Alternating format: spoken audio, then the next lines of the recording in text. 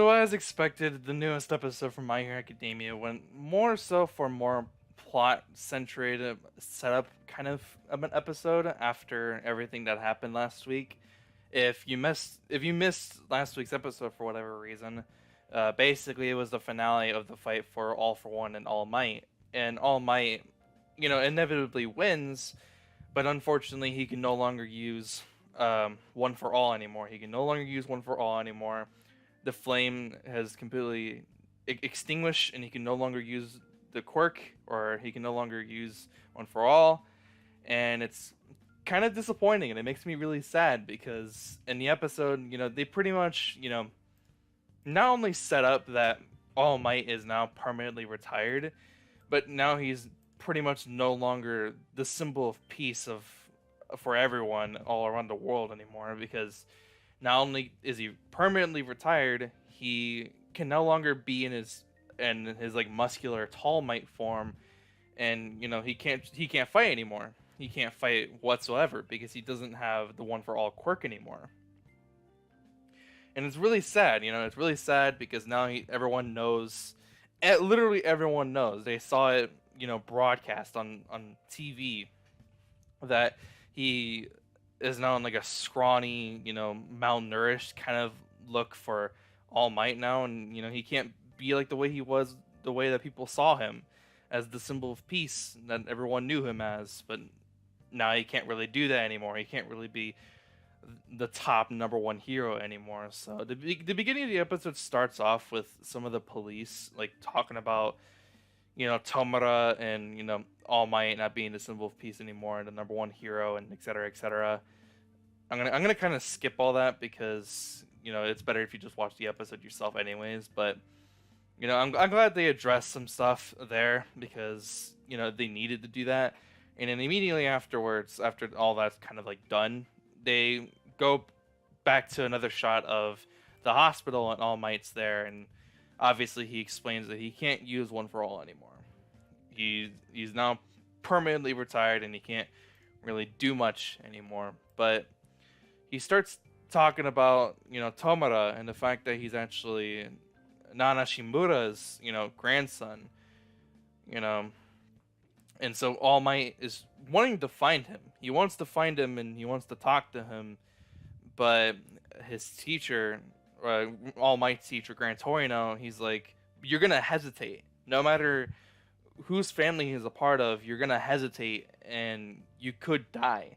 He could attack you at any point, and he's still a villain. He's still a criminal. He's still done bad and terrible things, no matter whose family he's a part of. But he still wants to find him. He still wants to talk to him because he is the grandson of the predecessor, the predecessor of the one who had One for All previously. So All Might's kind of just like in a state where he wants to do so much, but he could only do so little. The next shot, Bakugo is taken with the police.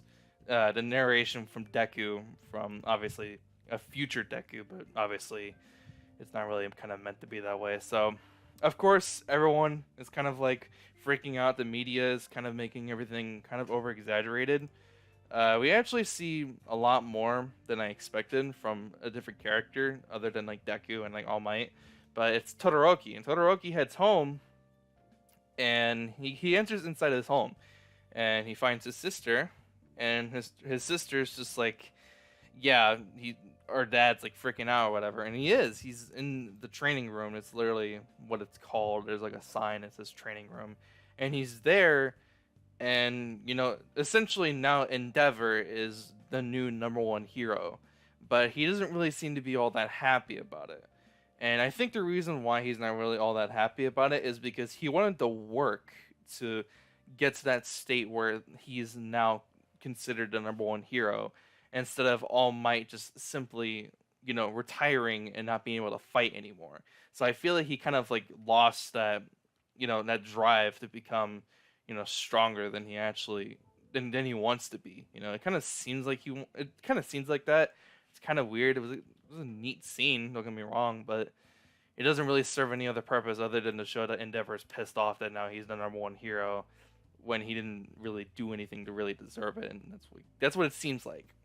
So Deku heads home and he just passes out. He passes out. He had a long fucking night, as you can imagine, from watching the past couple episodes over the past couple of weeks. So he's there in his room. He passes out. He gets a message from All Might, like super late at night. He heads out to the beach where Deku originally, got the One for All quirk, from All Might, and he's there, and then he runs over the All Might. They do like this weird like choice of like editing or whatever, where it seems like it's like a master and it's a student, and like the student's like worried about his master or whatever, and he's fine. They rush over to each other, and then All Might's like Texas smash, and he just punches him in the fucking face while spitting blood out of his fucking mouth, and I was like, what the hell? So obviously All Might is like kind of upset with him because he didn't keep his word. That's what he says. He said, "You really don't keep your word, do you?" And that's because he didn't want Deku to interfere with the search of looking for Bakugo. But Deku went ahead and did it anyways.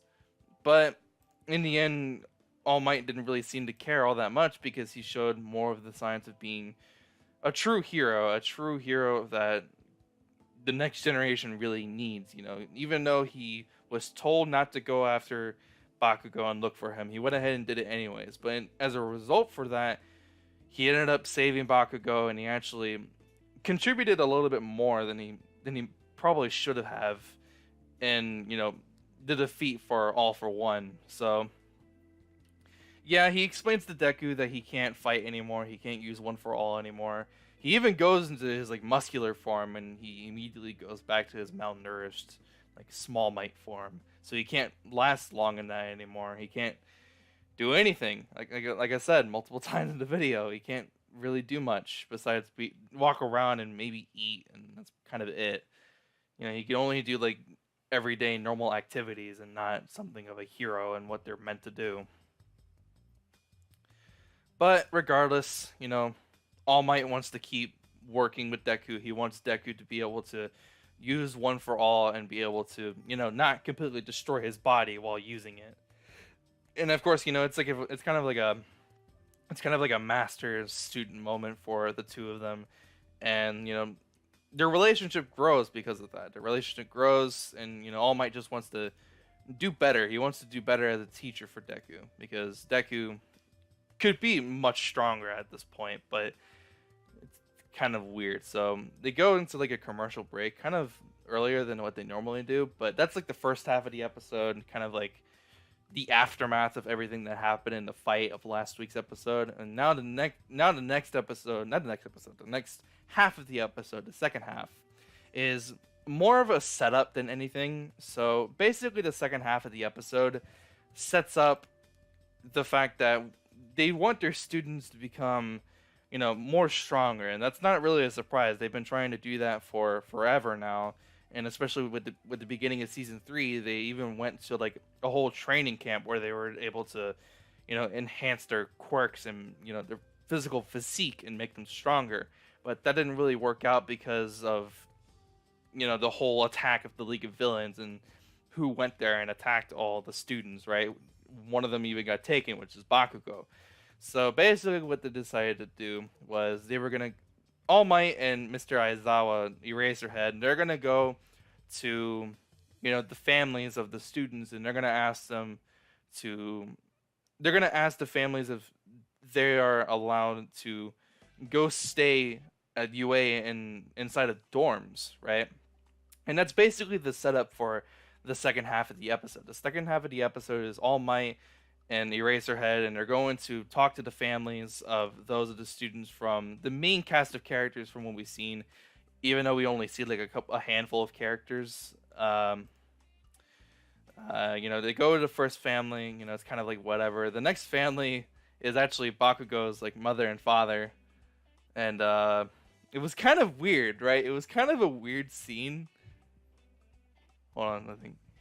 No? Okay, whatever. It was kind of a weird scene for like Bakugo's family, because the next family was Bakugo and his mother and father, right? And this motherfucker Bakugo looks like his damn mom, and they're pretty much exactly the same. right? And then the dad's kind of like this calm, collected guy, and he doesn't really like do much. He's kind of like quiet. And meanwhile, Bakugo and his mother are screaming and yelling at each other. And it's kind of hilarious, but you kind of see where Bakugo gets his attitude, his nature from, and it's actually kind of hilarious. And you know, I guess some of you kind of fulfill your fantasy of what if Bakugo was a girl. Well, there you go. That's his mom. So, hey, I can only wonder what's gonna come next for some parts of the fan base, but we're not gonna get into that. So, Bakugo's mom actually mentions how she did see the conference that happened with Mr. Aizawa, and how he was basically defending Bakugo in the sense of, the League of Villains, they took him because they thought that they can convince him to become a villain. But the entire time that he's been at UA, he's done nothing more than just try to become the number one hero. So even though everyone's kind of like against like the pros and UA and like the whole hero course over at UA, she still seems to trust them, and she basically allows Bakugo to go stay at the dorms over at UA. The next family is Deku and his mom, right? The next family is Deku and his mom, and this scene, it starts out, it's kind of like awkward because Deku and his mom are like kind of freaking out because All Might's in their home, and she's like freaking out. All Might actually sees into Deku's room, and then he finally, not finally, but he realistically grasp, the fact that Deku does look up to All Might, and he's looked up to All Might since he was just a little kid, even after he found out he was quirkless, right? So they go into like the kitchen, dining room area, and All Might starts basically explaining to Deku's mother, like, can he go stay at the dorms over at UA? And the entire time, even before, this episode and this scene, she was starting to like get doubts of everything that Deku was doing over at UA, and his decisions and him having this quirk all of a sudden. It was weird. It was out of nowhere, and she's hurting inside. She's breaking apart slowly. Her heart can't take it anymore. She is almost sick and tired of seeing her little boy, her son, in such dismay and injured all the time. Because she does mention the fact that if Deku, uses his quirk like and over exceeds the limits of his body, he could potentially never be able to have the use of his arms anymore. And so she pretty much just doesn't want him to go. She's completely against it, and she doesn't want him to be a hero. And of course, Deku isn't really all for that. He's not for it. He wants to be a hero, and he actually leaves the room. He comes back with the letter that he got from Kota, and it was basically him thanking him, for saving his life and helping him out. And it made Deku feel like an actual hero. And no matter what, Deku's dream is to be a hero, and that's all he ever strived for. Even before he didn't have a quirk, he pushed through and he strived to become a hero. And he showed signs of being a true hero, kind of like the symbol of peace himself, All Might. Before all this shit happened, of course. But, regardless, Deku's the main character, so it's not really a surprise that, end of the day, Deku's gonna go to the dorms, but, All Might, he ends up kind of begging, it seems like.